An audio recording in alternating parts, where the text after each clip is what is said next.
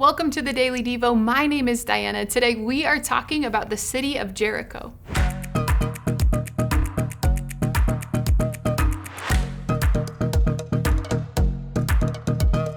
Today we are looking at Joshua chapter 6. Listen to what God says in verses 1 through 3. It says, "Now the gates of Jericho were securely barred because of the Israelites. No one went out and no one came in. Then the Lord said to Joshua," he's the leader of God's people, he said, "See, I have delivered Jericho into your hands, along with its king and its fighting men.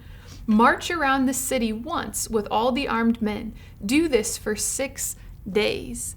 So as the Israelites were going into the promised land, the land that God promised they would inhabit, they came into this walled city called Jericho.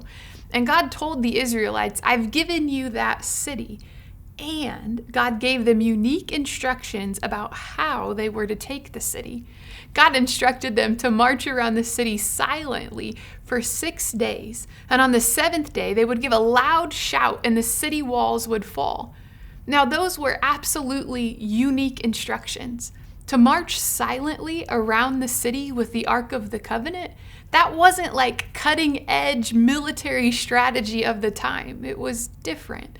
It was unique. It didn't fully make sense.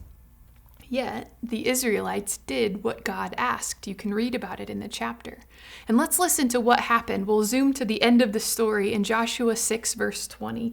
It says this. It says, "When the trumpet sounded, the army shouted, and at the sound of the trumpet, when the men gave a loud shout, the wall collapsed. So everyone charged straight in, and they took the city." It goes on to say they devoted the city to God.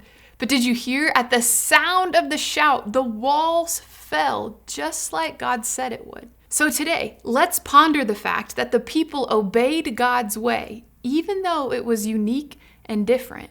They chose to fully obey.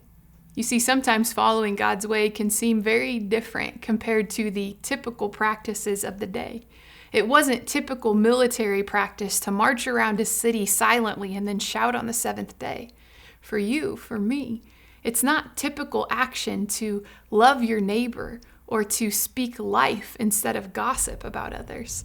It isn't typical to choose to be generous or forgiving with God's help. So what might following God in your day look like? Let today's story of the march around Jericho remind you that following Jesus his way, it's a worthy pursuit. We'll see you next time.